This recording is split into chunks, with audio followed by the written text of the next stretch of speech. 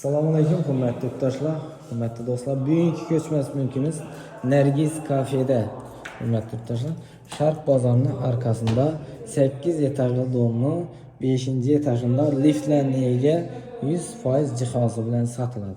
Yan tarafimizga kiradigan bo'lsak, sanuzelimiz, yana patalkachali kafe, arestonimiz bor, dimoxotlari bor, oyoq telak kafe.